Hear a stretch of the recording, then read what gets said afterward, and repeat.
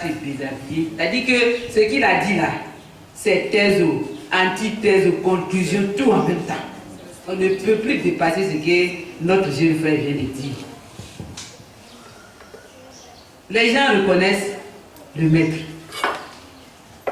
Mais que faut-il faire? Pour connaître le Seigneur le jeune premier, on se réfère à lui, au saint qui est là-bas, Saint Padre Pio. C'était un prêtre. Mais quand il a eu les stigmates, ça a été contesté par l'Église.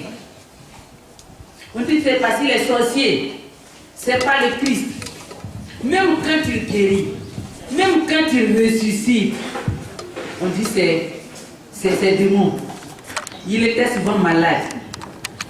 Et les prêtres payaient les médecins pour qu'on vienne prélever le sang qui ne s'est jamais infecté, la plaie ne s'est jamais infectée, pour dire que c'est divin. Quand ils viennent faire, qu'ils trouvent que les plaies qui sont là depuis des années ne se sont jamais infectées, l'Église demandait aux médecins d'écrire que c'est infecté parce que ce n'est pas divin. On ne peut pas faire ça pour mettre la médecine en cause. C'est pour dire qu'il y a beaucoup de choses qu'on doit comprendre. Donc, c'est le jeune premier là.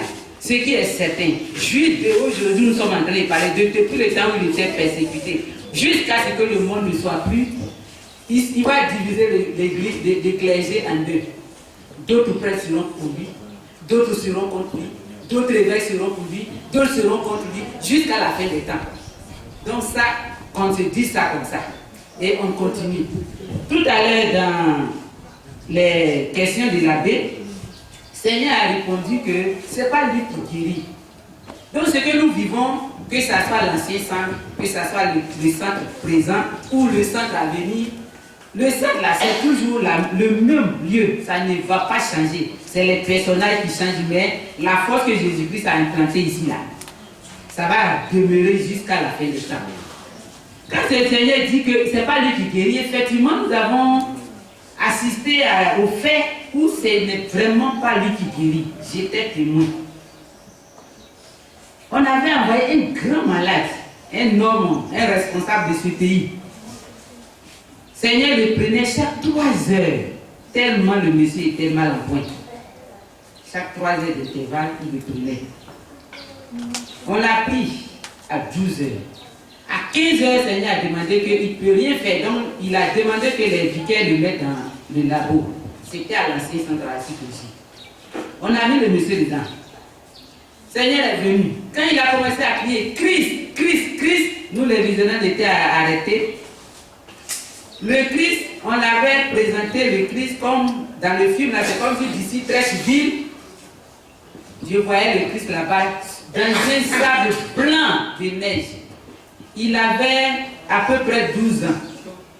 Il prenait le sable pour verser sur lui, il s'amusait quoi. Il prenait le sable pour verser sur lui.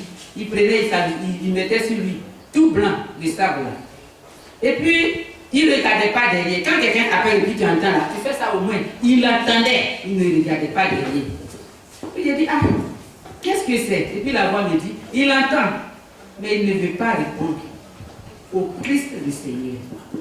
Et comme il le dit, c'est lui qui guérit, lui, il prie seulement, c'est le Christ qui vient guérir. Quand je lui ai donné la révélation, et puis la voix me dit non, que le Christ l'entend bien, mais il ne veut pas guérir le monsieur. Entre-temps, quand le monsieur est venu, la même nuit, on dit il était à la Pisane. Ça fait des mois il n'allait plus à la scène. Et c'est ça qui faisait qu'il était en train de mourir.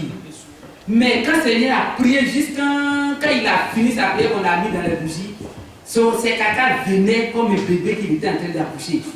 Tellement que sa femme était heureuse de constater que depuis des mois à la Pisane, son mari n'en faisait plus. C'est sûr que Kaka est en train de venir, elle prenait les papiers d'hygiène là pour recueillir Kaka et son mari, qu'elle n'avait plus vu à faire des mois, comme un bébé.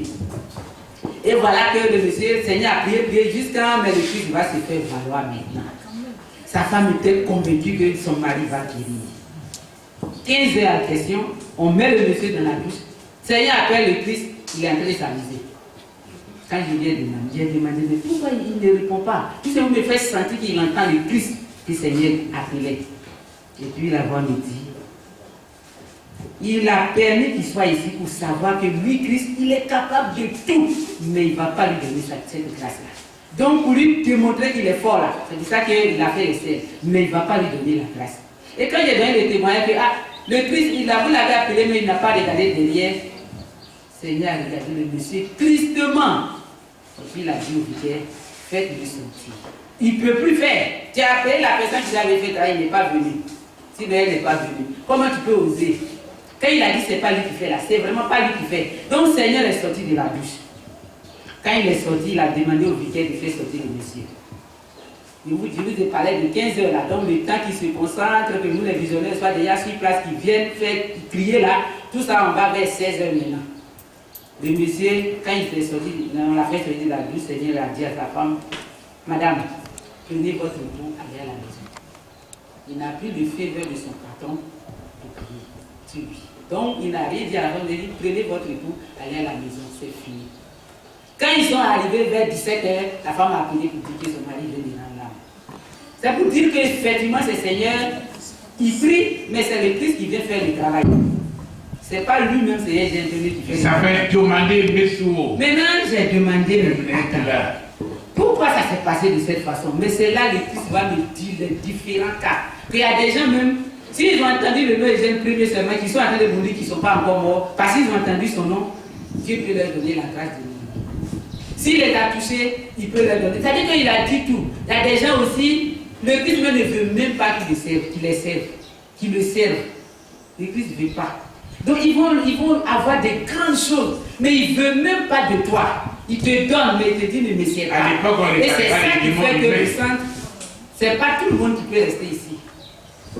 Maintenant, concernant où je disais au départ qu'il y a des prêtres qui seront pour Seigneur jusqu'à la fin des temps, d'autres non. C'était à la cathédrale, j'ai travaillé encore. C'est une dame qui est venue me dire. Elle dit, ah, toi tu es chez papa, ils ont une première. Voilà où je dis quelque chose qu'à la prière de 12 heures, j'ai fait ça à la cathédrale. Et puis, dans l'homélie du prêtre, il était en train de prêcher. Tout le monde est calme en train de l'écouter. Il a cessé de prêcher et puis il a dit, vous les chrétiens, le monsieur qu'on appelle les jeunes criminels, quand vous entendez son nom, d'autres ont envie de prendre leur tête pour casser un pilier. D'autres ont envie de casser le mur avec. D'autres tirent leur bouche pour aller à gauche, leurs yeux pour aller à droite. Mais je vous dis que ce qu'il fait et dit là, c'est la vérité. Il a dit ça crûment devant tout le monde et puis il a continué l'homélie. Donc, c'est pour dire que c'est une affaire comme ça. Donc, c'est ça qu'il a dit.